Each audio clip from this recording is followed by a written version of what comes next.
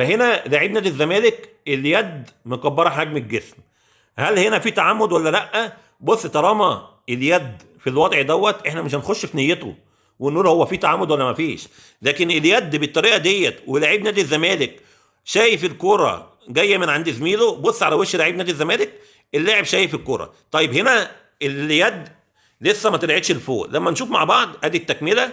بص على تكمله اليد، اصبح هنا التعمد موجود لان الحركه باينه اهي. هنا اللاعب بيغير اتجاه الايد وبيرفعها لفوق، فطبعا هنا التعمد موجود. حتى لو القانون بيقول لك ان هي راجعه من زميله، راجعه من زميله، لكن في تعمد من اللاعب ان هو يرفع اليد لفوق. وطبعا هنا كان لازم الفار يتدخل في اللعبه ديت، مع ان الحكم قريب جدا وشايفها، بس برضه كان لازم الفار يتدخل ويجيب الحكم ويشوف اللقطه، وبناء عليه الحكم هو اللي يقدر هل هنا في ضربه جزاء ولا لا. اول حاجه هنشوفها مع بعض، هنا لعيب الزمالك كان بيطلب بضربه جزاء، نشوف مع بعض هل في ضربه جزاء ولا لا، وهل في التحام بالقدم او في دفع في ظهر اللاعب ولا مفيش. اول حاجه هنا هو لما نشوف مع بعض من الزاويه ديت مش هتوضح اي حاجه، لكن في الاعاده هل في هنا هو دفع في ظهر لعيب الزمالك ولا مفيش؟ برضه مفيش اي حاجه توضح. عايز اقول لك ان اللعبه زي ديت صعبه جدا تتحسب ضربه جزاء، لان هنا لعيب النادي الزمالك نفسه ما لعبش على الكوره، يعني لعب على ان اي التحام وقع، فطبعا هنا مفيش يعني التحام قوي يستاهل عليه ضربه جزاء. وطبعا هنا الحكم ما حسبش حاجه واكد عليها حكم الفار. نروح للحلقه اللي بعديها، والحلقه دي مهمه جدا وفيها كلام كتير جدا. تعالوا نشوف مع بعض كده اهوت اللقطه ونشرحها واحده واحده. وهي هنا اهوت لعيب بيراميدز كان بيطلب بضربه جزاء. نشوف مع بعض اول حاجه، هنا الكره جايه منين؟ جايه من لعيب نادي الزمالك راحه ليد زميله. طيب هنا القانون بيقول لك ايه؟ بيقول لك الكره لو جايه في اي جزء من جسم المدافع وراحت لليد ما تتحسبش ضربه جزاء. طيب هنا الكره مش جايه في الجسم، دي جايه من زميله، برضه بيقول لك ان الكره لو جت من زميله دي اليد ما تتحسبش ضربه جزاء، بس بشرط ما تكونش اليد مكبره حجم الجسم، يعني ما تكونش في تعمد من لعيب نادي الزمالك ان هو يوقف الكره باليد. طبعا هو القانون ما ذكرش لعيب نادي الزمالك، انا بقول لك في العموم عشان اللقطه عن لعيب نادي الزمالك. فهنا لعيب نادي الزمالك اليد مكبره حجم الجسم.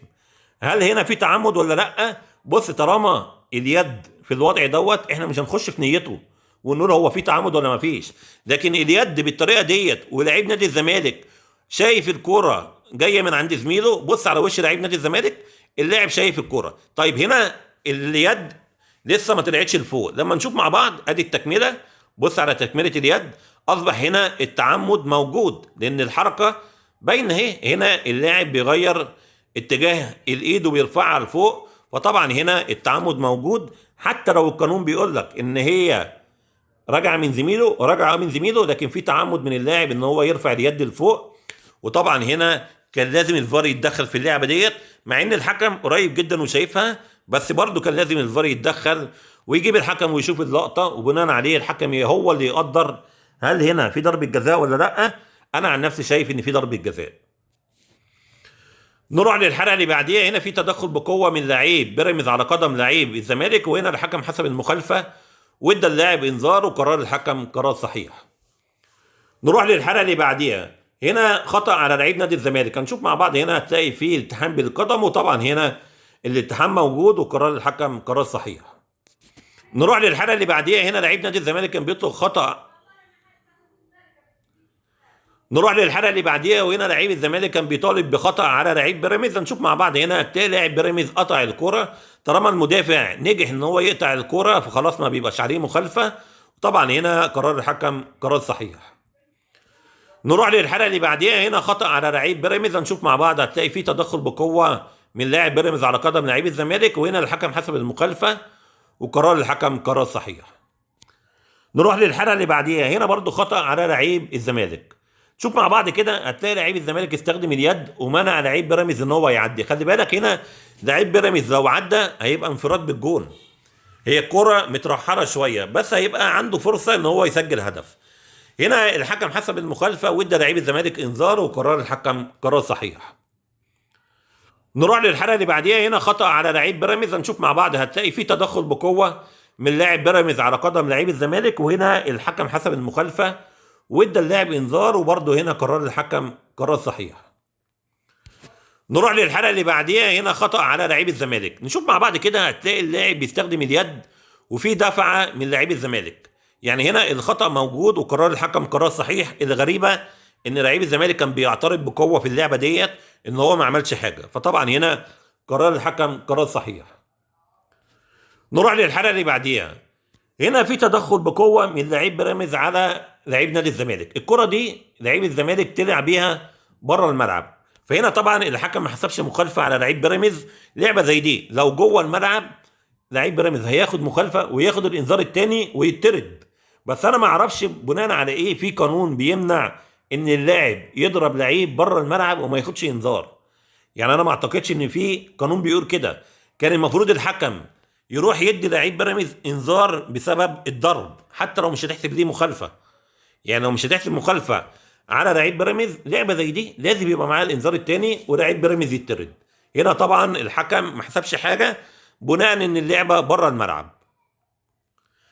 نروح للحلقه اللي بعديها. وهنا لعيب الزمالك كان بيطلب ضربه جزاء. لما نشوف مع بعض كده هتلاقي ما فيش اي التحام يستاهل ضربه جزاء. انا مش عارف برضه لعيب الزمالك كان بيطالب بايه على ان هي ضربه جزاء وكان بيعترض بقوه.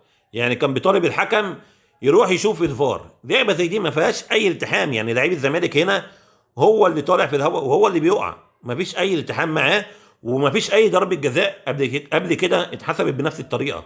فطبعا هنا قرار الحكم ان ما فيش ضربه جزاء قرار صحيح واكد عليها كمان حكم الفار. نروح للحلقه اللي بعديها. هنا خطا على لعيب بيراميدز. هنشوف مع بعض. هنا هتلاقي اللاعب عامل دفعه في ظهر لعيب الزمالك وهنا الحكم حسب المخالفه وقرار الحكم قرار صحيح. نروح للحلقه اللي بعديها. هنا لعيب بيراميدز كان بيطلب بمخالفه على لعيب الزمالك. لما نشوف مع بعض كده يد لعيب نادي الزمالك هتلاقي اللاعب بيستخدم اليد في وش لعيب الزمالك. لعبه زي دي برضو الطبيعي ان الحكم يحسب مخالفه على لاعب الزمالك ويدي اللاعب انذار علشان استخدام اليد في الوش لازم يبقى معاه مخالفه وانذار. وهنا التعمد موجود، وطالما في تعمد بالضرب بالطريقه ديت وطبعا لعيب الزمالك معهوش كوره، يعني هنا ضرب بدون كوره، كان لازم يبقى في مخالفه وانذار على لاعب الزمالك. لكن هنا الحكم ما حسبش حاجه في اللعبه ديت وطبعا قرار الحكم قرار خطا. نروح للحلقه اللي بعديها. هنا خطا على لعيب بيراميدز. نشوف مع بعض كده هتلاقي في تدخل بقوه من لاعب بيراميدز على قدم لعيب نادي الزمالك.